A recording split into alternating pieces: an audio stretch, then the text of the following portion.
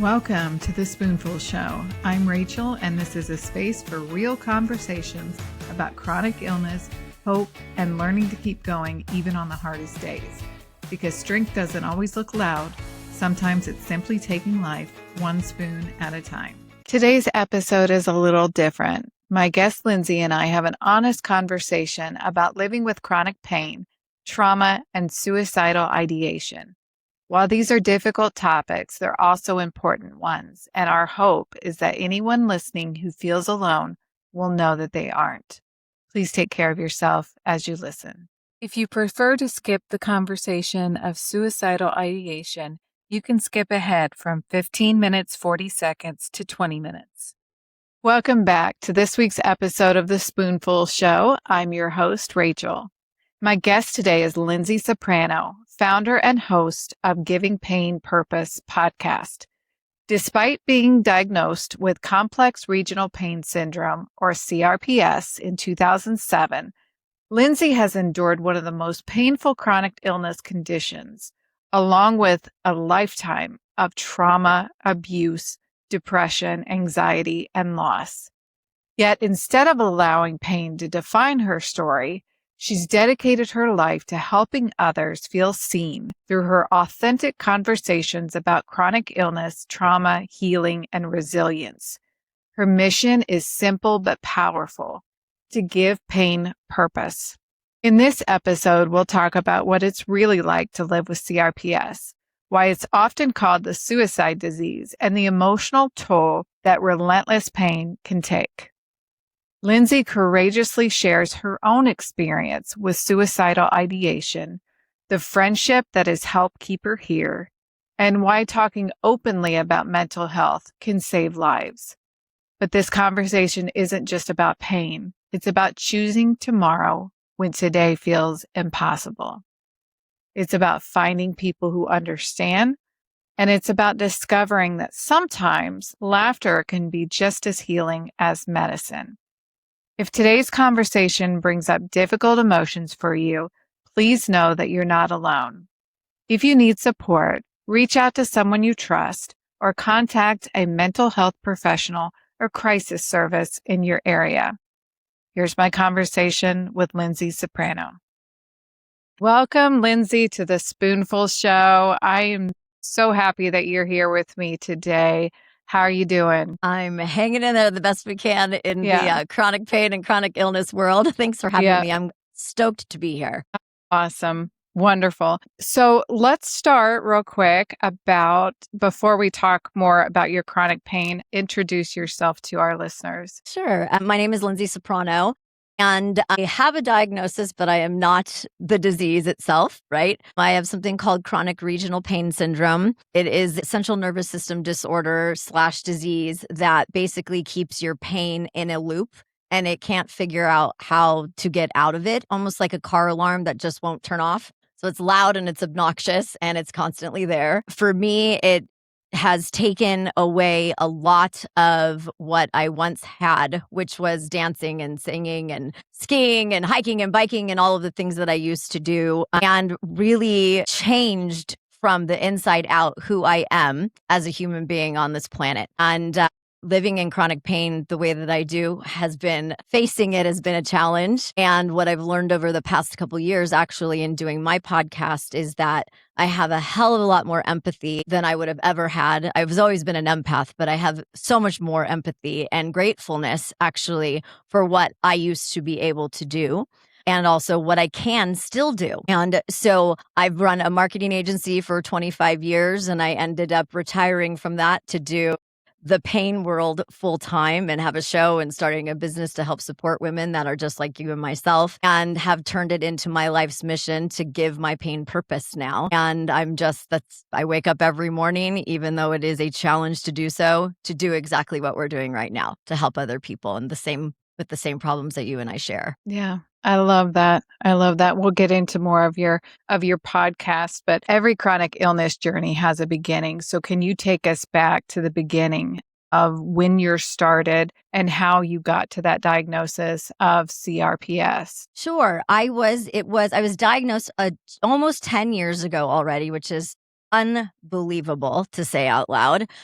But prior to that, I had been walking my dogs and my right big toe just went numb one day. And it was like, well, this is weird. And at the time I was married to somebody else. And I was like, God, my toe is numb. He's like, yeah, we'll just see about it. Maybe get you some new shoes, right? Slowly but surely, it went through both of my feet, almost like a mirror. It went from my right big toe to my left big toe, then the next big toe, then the next one. And it was like identically mirroring itself. And then slowly it went all the way up into my hips. It's in my gut. Now it's in my hands and my arms and in my throat and in my ears. And so I have full body CRPS. And the thing with CRPS that's so challenging is it acts so very differently in so many different people because there are two different types. One that stems from trauma and another that stems from like an actual injury, like a surgery, or you break your arm or you break your leg or what have you. I didn't have an actual injury that occurred, but I've had a mountain of sexual abuse that happened to me starting at the young age of 9. And when that started happening, and then it happened in my marriage and so on and so forth, my pain continued to grow. And then you add the stress of living in pain and the exhaustion of living in pain and the no sleep and the constant going to doctors to try to figure out what the heck is wrong with you.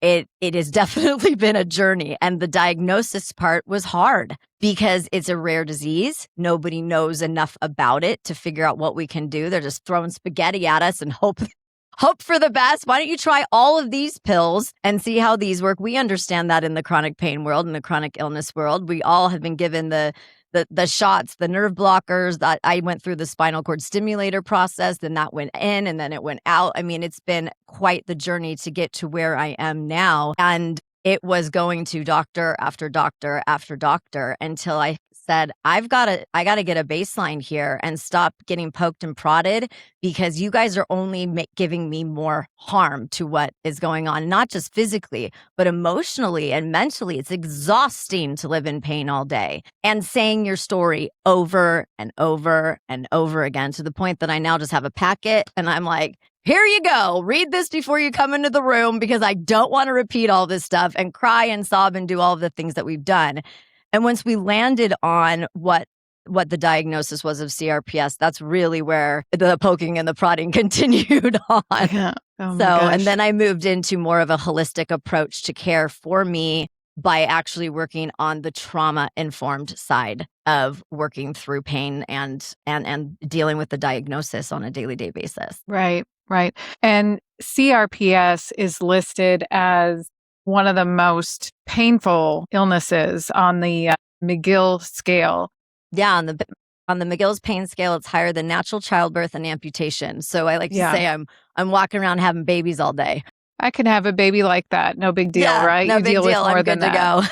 to go. Yeah. So what is that a true accurate representation? Walk me through like your day-to-day pain and give us an insight on what that looks like for you. So I've always been an insomniac. That started at about 9 years old, but now the insomnia is from the pain of it and perimenopause joined together, which is just a lovely dynamic duo. But every single night, all night, I'm just moving around trying to get comfortable. But when I wake up in the morning, I have to make a decision to put my feet on the ground, which is where it started, which is where the worst part of my pain is in my feet. And I just have to, I have a little phrase that I use and it's let's fucking go because it is, I have to, because I wake up and then it's that first couple steps where I have to talk to myself and say, Lyndsay, you've got to get through this day. You know what's coming up.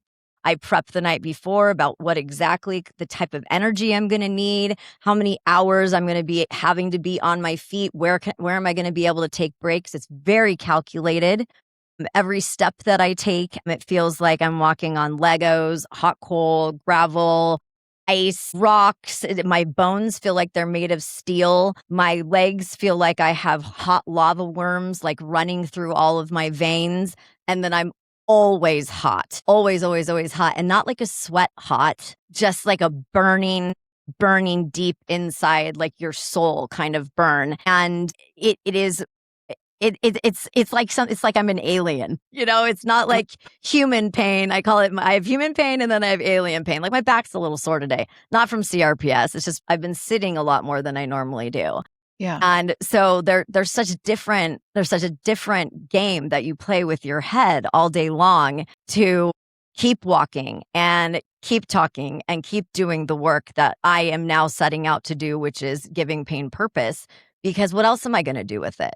Yeah. I'm not going to sit on the couch all day and feel sorry for myself. I did that, and that didn't work out very well. I did all of the gross drugs that make you feel like jumping off a bridge. I don't want to do that anymore. And one thing that I know that is with people that have chronic illness and chronic disease like myself and pain, there's those two sides of the ship, the ones that are sinking it and the ones that are trying to like make sure it doesn't sink. And I'm on the side trying to not make it sink. And it's a full-time job just to manage pain. But it is a decision that I make every day. Now, there are days where I absolutely cannot function. Like I think you and I mentioned it on our meet and greet, where I had almost a week where I could barely even read. My body was just like, we're going to put you down because you go so hard. And that's what I end up doing. It's part of it's just my personality type. I've always been like a type A, go, like all that's hard to take that out of a person, even when you're down in the dumps because of the pain that you live in. But man, oh man, I know I'm getting better and better at knowing when and where I should push and keep myself busy, because the busybody part of me helps distract me from the pain. So, Right. But then the busybody part of me then puts me in a little bit more pain. So again, it's just it's just like this calculation all day long that you're doing, which in and of itself is just makes you pooped out. Yeah. Yeah. I do the same thing, looking at, how much energy am I going to need today? I can't imagine the pain that, as you're describing it, and the amount of pain I can imagine that you're in is just, it seems exhausting to me. So I don't know how you go through that. But mentally, you describe kind of the back and forth of, trying to figure out what your day is going to look like. But mentally, how do you balance like figuring out, is this a day to push through, or is this a day to kind of give in and rest? Do you have any thoughts on kind of how you get up in the morning and decide, what's this day going to look like for me? Well, what I do at night, every night, is I make sure that I go into like my calendar for whatever I have to do for the next day. I make sure that my studio and everything is ready to rock and roll for me for the next day. And I write down everything, and I type it, actually. I type out a priority list. And so I make sure that I have, these things have to be taken care of tomorrow. And then it's just like a scale, I guess, that I've created for myself. And I know I have to do these 5 things. If those things are taken care of, then I'm a rock star for the day. If I can get the rest of the list done, then I'm even a bigger rock star. But it's self-talk to me all day long too. I had an acupuncturist many, many years ago who told me to humanize my legs because I felt like they were disconnected from me. I was like, who are these things? Like they don't feel like they're part of my body. And so she had me name them. And so I named them Thelma and Louise. I love that. I'll do it. And usually one of them is acting up a little bit more than the other. So like this morning, for example, we had a major talk with Louise because she was just being a see you next Tuesday. And I'm like, we have a lot to get done today. Like, we've got to be on a show. We have meet and greets that we're doing. We're launching your new season of your podcast. We've got all kinds of things that are coming. And you're like not following the directions that I'm giving you. And so a lot of it is actually talking to them. And I know it might sound totally crazy, but it works for me. And it gives myself a conversation with my body parts. Yeah. And is like, come on, Thelma, catch up. Like, we got to get moving here. Or, ladies, I hear you both. I need to stop right now. And so with that, that's kind of how I work throughout my entire day. But the thing that I suck the worst at is managing stress. I'm always on this little, like, just about ready to tip over because you understand it. It's that pain part where you're like, I'm either going to tank or I'm either going to not. And there's that one person or that one email or that one something that just automatically triggers you. You flare. I can physically see my feet and my legs completely flare up in whatever way it wants to. And sometimes Thelma flares up differently than Louise does. And it happens almost instantaneously. And so I have to take a beat and I have to get on ice and I have to ground myself and I have to go meditate or read, doom scroll through Instagram. Yeah. That which we always shouldn't be helps. doing anyways, I because know, it's I just know. terrible on Instagram right now. But, Yeah. trying to help other people too. So even if I'm having a couch day, because I have like the couch office, the backyard office, the actual office, the bed office, we all have them and move them around with us. Depending upon which office I need to use, I gather as much strength as I can from that. But when I need to go down, I go down, and I go down pretty hard. So you and I were able to meet up before this podcast, and I want to talk a little bit about something that you shared with me. You've been incredibly open about suicidal ideation. mhm. And looking back now, what do you wish that people would understand about what's really happening in that season of your life? And I'm not going to say that season is not still here. So we had some scary moments with some medications that I had been on that I have very vague memories of, not necessarily setting out to kill myself, but knowing that all I want to do is get out of pain. I want to have, like, I would love 10 minutes. I would love 10 minutes of not living in pain. Right. And when you have those thoughts, these medications, for starters, give you, hey, if you read the bottom of it, it's like may have thoughts of suicide. You're like, why are you giving this to people that live in pain? CRPS is called the suicide disease. We lose so many people to suicide that have what I have. And that in of itself is scary. It already plants the seed in the back of your mind that that's the escape route. And I've had a couple scary moments. And like I mentioned, that I don't really remember. Another one I do remember because I couldn't sleep and I ate as much Ambien that my husband takes, because I don't take Ambien. And I took as much as I could. And I was like, that was it. And then they found me on the side of the bed with, vomit all over the place, and I pissed myself, and it was just like, oh my God, what is happening? And that was about 4 years ago, was that last one. But there are days where I have one girlfriend of mine who asked her husband, she also has CRPS, who asked her husband to drown her in the bathtub. And she called me right after she asked him. And we are now those people with each other that, like, I can't do it for one more day. I can't do it. I can't do it. And we have to work on talking each other off the ledge, because it is scary. But one of the things that I want everybody to take away from that part of my life and my story is, please talk about it, because you're not the only one thinking about it. You're not the only one that has had these thoughts when you're like, I am like successful and I'm fun and I'm cute and I'm all these things, and you're talking to yourself about this stuff and you're like, why in God's name would I ever think about killing myself? Right. And if it's not taboo to talk about it in the chronic pain and chronic illness world. It's just not from my perspective, because as soon as I started talking about it, the less I actually was thinking about it. And I know that might sound counterintuitive, but when I feel safe talking about what we go through when we live in this amount of pain, it eases that feeling that you just can't put up with this kind of pain any longer. It gives you another, like, okay, let's just make it through today kind of a thing. And I was a couple weeks ago, I was talking to the same gal who I was just mentioning about the drowning her in the bathtub thing. And that one night I was so dark and I was so sad and I was so hopeless. And she goes, just hang on for today for me, because I got to talk to you about something tomorrow, but I don't have any time. And I was like, okay, we hate you kind of a thing, right? Then I woke up the next morning and you're like, phew, okay. Yeah. We made it. And it's such a weird, scary thing to think about, but it's okay. I just don't want anybody to go through it because you didn't talk about it. And I was on another gal's show not too long ago, and her brother and her son and her sister both had CRPS, and both of them had killed themselves. And it was such a heart-wrenching story. And when you hear that, you go, oh my gosh, I've got to keep on fighting, and I've got to keep talking about it, and I've got to keep telling people, no matter how bad it gets, call me. I will give you my cell phone number. You can call me anytime. I give it to so many people. And I get people that come in through DMs on my Instagram or email me through my website, and they have my cell phone number. They can call me, and I'm happy to talk to them, because I don't want them to be as scared. I don't want them to have to honor what they're feeling, but to help them understand that you're feeling that right now, but you're not going to feel it tomorrow. Right. And if you do, call me again. I'm going to stop here real quick.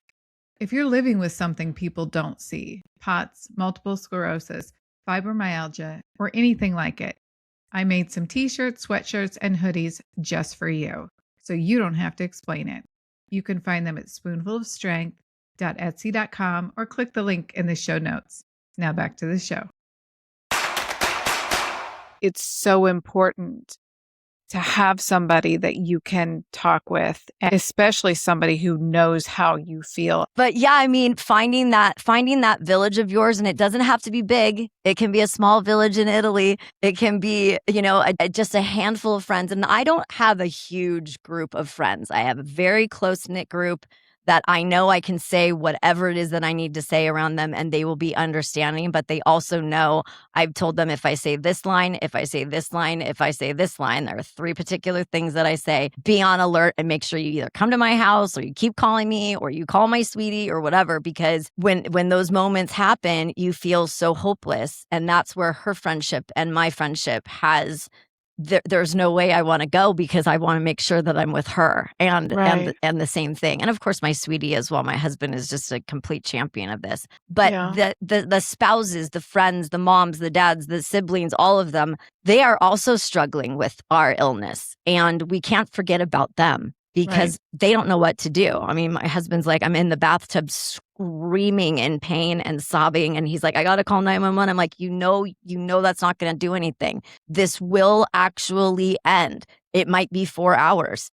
It might be 20 minutes. We don't know. But that helplessness that our loved ones have for us, I feel terrible for them that they have to, I don't like to use the word put up with us, but in essence, they have to put up with it, and they love us, Yeah.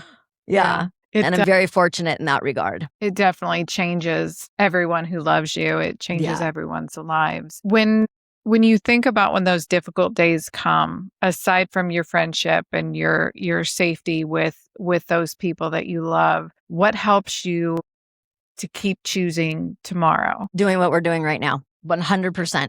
It is my why. I had no idea. If you would have asked me 10 years ago what the hell I'd be doing with my life, this would not have been it. Me too. This would not have been it. And my husband is in broadcast journalism, and he's behind the mic. I actually was an opera major and was on stage all the time, so I have a singing voice. And so being behind the mic kind of sounded like a transition that I could make with things that I love, using my voice, just using my voice in a different way.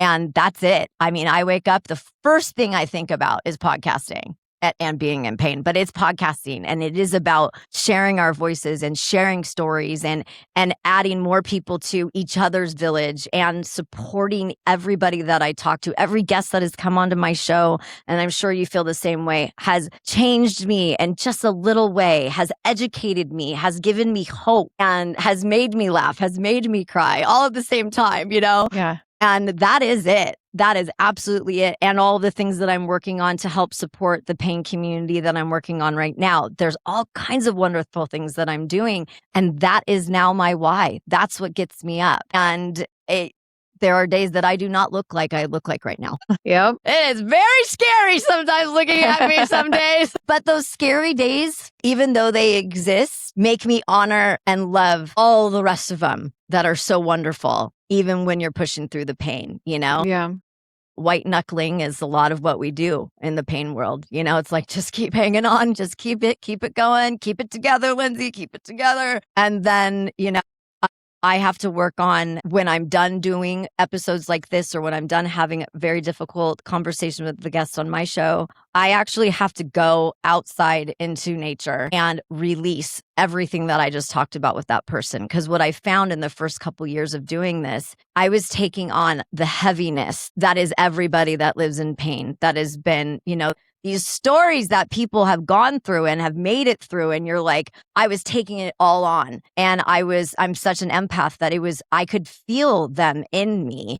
And I had to really work on that. That was a major challenge for me, because I wanted to help every single person on the planet, So there's some exercises I do. There's some meditations that I do. Excuse me. And I also do a lot of writing. So I write a lot about my experiences. I write a lot about my guests. I write just to write, I find it to be incredibly therapeutic. At some point, a book will come out of it, probably, or a movie. Oh, I'd love that. I would love that. Yeah. But yeah, it's a lot of consistently telling yourself that you've got this, The only way out is through. Right. The only way Right. out is through it. So let's just keep on getting through it. And yesterday was a really painful day. I recorded 5 episodes yesterday. That was intense. Why did I set myself up to do that? I have no idea. Yeah. But it is what it is. And so I crashed and burned so hard last night, and I put myself to bed early because I needed to show up for you today. And it was just, was like, we've got to get on this puppy tomorrow morning, and we've got to make sure that we're showing up. And there are some things I wanted to get done last night that I ended up saying no to because they weren't on that priority list. The ones that were on the priority were done. I couldn't do anything else after that. I was a goner. Yeah. Yeah. Well, you talked about your podcast, so let's talk a little bit about that. The Giving Pain Purpose podcast. Mm-hmm. What of these conversations taught you about resilience? What are some of the things that is giving back to you by doing those? I think a lot of what I get from my guests and what I learned from them is all of the different ways in which they are trying to heal. I learn something every single day from every single guest, something new that they do, something they've tried. I'm like, how have I not heard about that? Like, we're always all researching stuff. I mean, how many times have we been to the Mayo Clinic website, like Yeah. Johns Hopkins, how many times do we go to the Google doctor, and try to figure out what's going on now with my body? Like my mom always says, what now? I'm like, that's super helpful. Thank you. Yeah. But it's the education that I learned so much from these guests. And I work really hard to apply a lot of what they've done to get through and a lot of where their resilience come from. And there have been a couple guests that have attempted suicide who have come out on the other side and have talked about it. There have been so many guests that were just about ready to give up and they did X, Y, and Z. And there's doctors that I have found in Italy, for example, that I would have never known, this small little clinic in Verona, Italy, and I take that from them, from resilience. And also they're sitting there facing me just like you and I are right now. That in of itself is showing up. And so they've taught me the importance of showing up. And no matter how bad it hurts, we do understand though, like, shit happens. There's absolutely no way I can actually be on your show today, Lyndsay. Like, of course we're flexible and we understand. We would be the worst humans on the planet if we didn't. Right. But I've never had anybody say, I can't be there because I don't want to be there. It's been because they just can't. And that resilience comes from, I don't think everybody has it in them. I think that people like us do. And you knock us down, we get ourselves back up. It's just like the ocean. You watch kids on the beach and the waves knock them down on the beach. They're like, that was awesome. Let's get back in and try it again, And that's what guesting does for us in this particular space, when we're talking about chronic illness and pain. And a lot of people that I speak to are women who run their own businesses like myself too. And the question is, how do you do that as well? And it's the same answer. It's now my why. And I have learned so much from my guests on finding your why and why that is so incredibly important to do. How do you connect with somebody who's been through the same thing? Is that hard for you to talk about the things that you've also done, or is it comforting to be able to really kind of know how they feel? It's comforting 100%.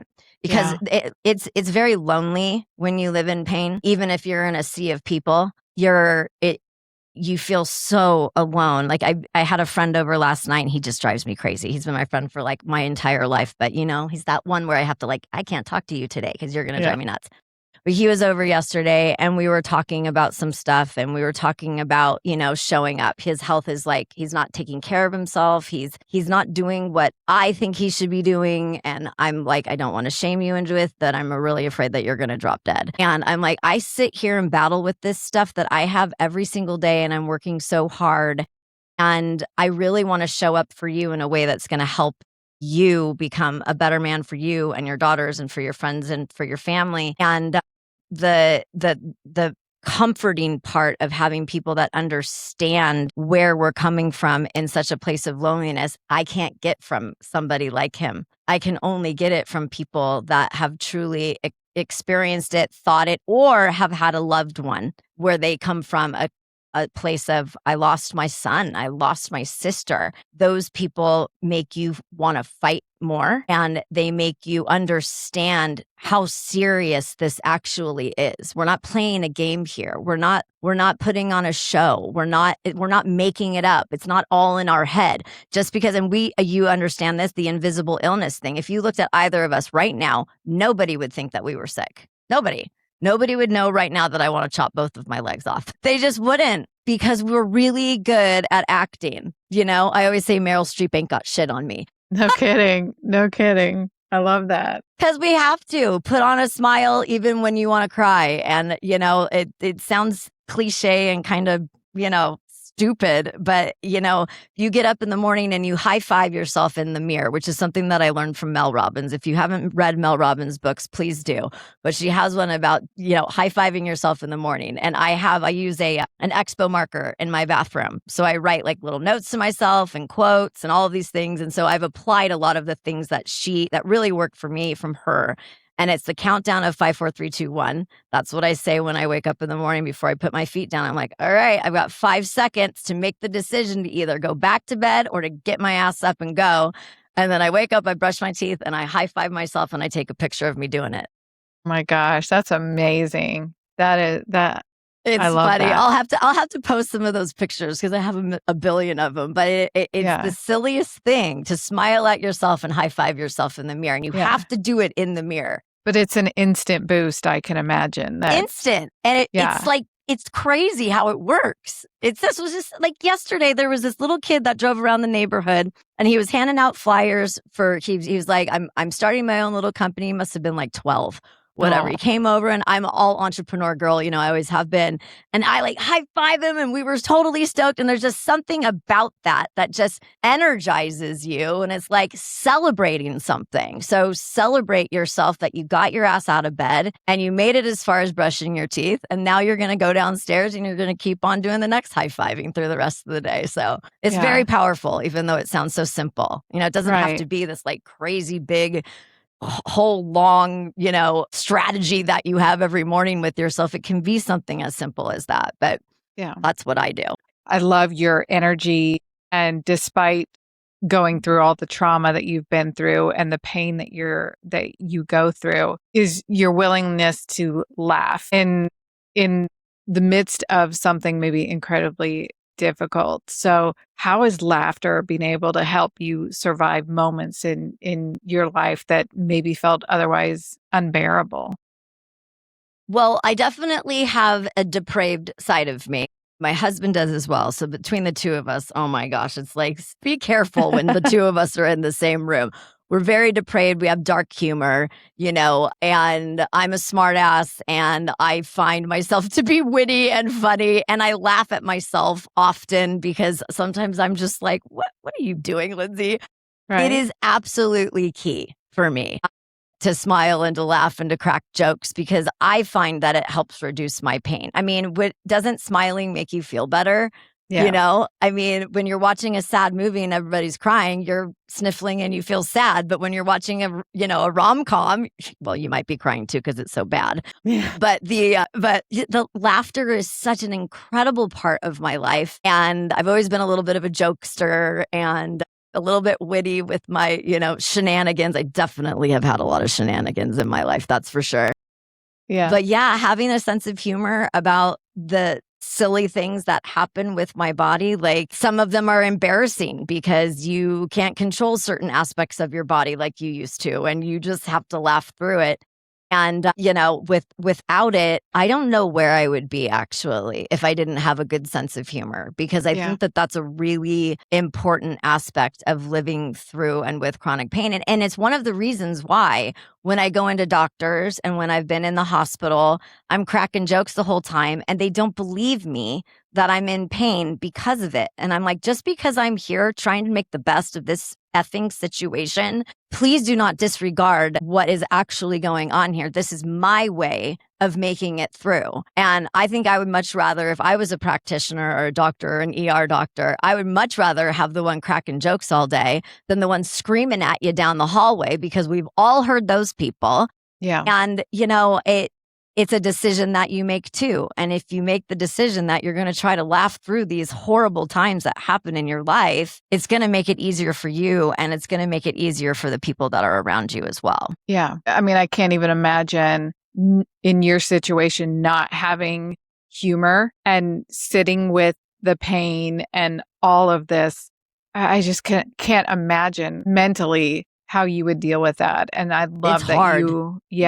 that you bring that in to be able to say, okay, laughing is medicine for me. You know, this is pain relief for me. It is. And it works for me. And I agree. I post things on Instagram and sometimes I'll get back, you know, this is not funny. And I'm like, you have to laugh. The other day I tripped and turned around. I was laughing and I turned around to tell my husband and I tripped over the same thing again. And I was like, oh my gosh, this is stupid, but you just have to laugh. For sure. In fact, I was just talking to a gal right before I hopped on with you, and she has MS, and she was out walking her dog, and which is challenging for her to do. And she was just like hunkering down and getting through the whole thing. And a bird hit her in the head. Oh my gosh. And she just started cracking up, and it changed her entire walk. Yeah. She's like, from that minute, I just had the best time because can you imagine, like, you're just walking in the park and a bird just flies into your head? I would freak out. I would totally freak out. Birds are scary. I don't like birds. Yeah. Birds are totally freaky. No. But she did that. She took something that could have just horrified her and turned it into a really funny story that I'm going to use it when I'm on her show. I can't not. I mean, I'm bringing it up. It's funny. Yeah. So when you look at things like that happen in our lives, you know, that's the way to get through them, man. That's the way to get through them. Not let it derail your whole day, you know, because we see it with people behind the wheel, you know, people driving crazy. And I have to tell myself, if you're driving like a maniac, sometimes you're probably just a maniac and you're a jerk. But I believe wholeheartedly that a lot of the people that are driving like maniacs might be having something going on in their life that we know nothing about. Their wife could be having a baby in the back seat, or their kid just got into a car accident and they're rushing to the hospital. It could be a number of things.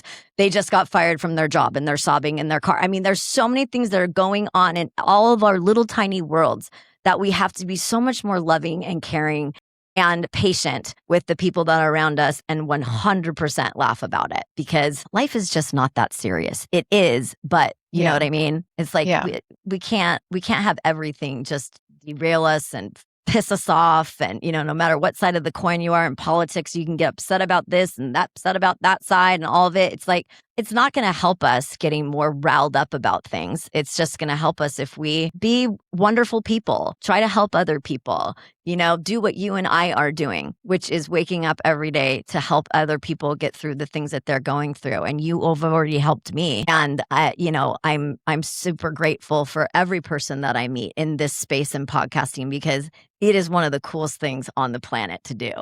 Yeah. I am so grateful for having the ability to do it. It's pretty rad. Yeah, I agree. Yeah.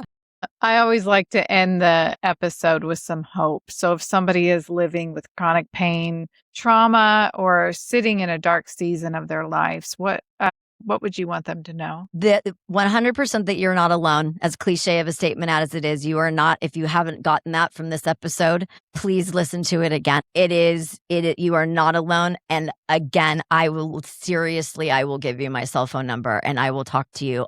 There is always hope. There is always another string on a harp that you can hang from. There is always hope out there, even in our darkest of moments.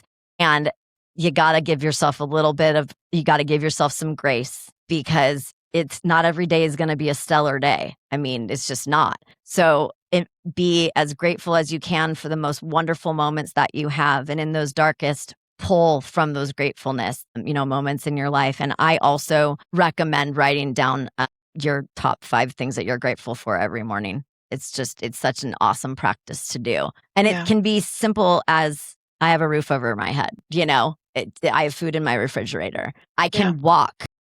Yeah. I woke up this morning. Right. I got you. Exactly. I woke up. I'm here. Exactly. Yeah. And when you start doing those tiny little habits of gratefulness, you see how full your life really is. No matter how much money you make, no matter what kind of fame you have, no matter what your life is like, whether you're in a tiny little town or a huge city, you're never alone. And we got you. Yeah. And if you are feeling alone, you've got two people right here that are ready to help you through. So Amen. we are both here for you. So we are giving pain purpose. That's the right. only way to That's go. right. Tell us about your podcast, where people can find it and where they can find you on social media. My podcast is called Giving Pain Purpose. It actually just got renamed. It was the Pain Game Podcast. So season 5 is coming out here soon, but it is under a different name, Giving Pain Purpose. It's more actionable to me. And it was the tagline for my show. And it just felt like it was following the mission a bit more. And you can find it at givingpainpurpose.com. On Instagram is Giving Pain Purpose. We're just starting to get into TikTok and all of that because I was like poo-poo on TikTok and now everybody's like, you got to get on TikTok. I'm like, damn it. But the best place is givingpainpurpose.com, and we're on all the listing platforms as well. And I'm here for you guys. You can send me a little note in DM. You can send me an email at Lyndsay@givingpainpurpose.com. I respond to every single one of them. It isn't a virtual assistant. It is me.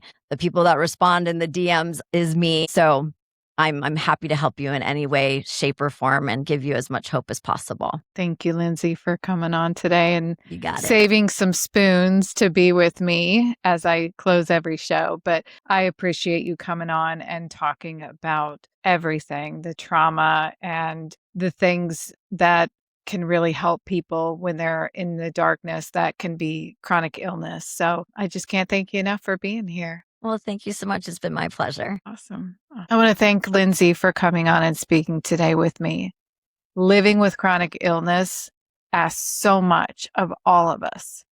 It asks us to keep showing up when our bodies don't cooperate, to find hope on days when it feels just out of reach, and sometimes simply to make it through just one more day. What stayed with me in this conversation wasn't just the incredible pain that Lyndsay lives with. It's her reminder that none of us were meant to carry that alone. Whether it was a friend who understood exactly what she was going through, the community she's built with her podcast, or even choosing to laugh in the middle of unimaginable circumstances, Lyndsay reminded us that connection can be one of the most powerful forms of healing. If you're listening today and you're struggling, please hear this. Your story matters. Your pain is real. And just like Lyndsay said, there is always hope, even if today all you can do is just one more step. Thank you, Lyndsay, for your honesty, your vulnerability, and for using your voice to remind others that they're never alone. If you'd like to connect with Lyndsay, listen to her podcast, Giving Pain Purpose, or learn more about her work, you'll find all the information in today's show notes. And if this episode encouraged you, I hope that you share it with somebody who may need to hear it. Thank you for saving some spoons to be with me today. Until next time, take care.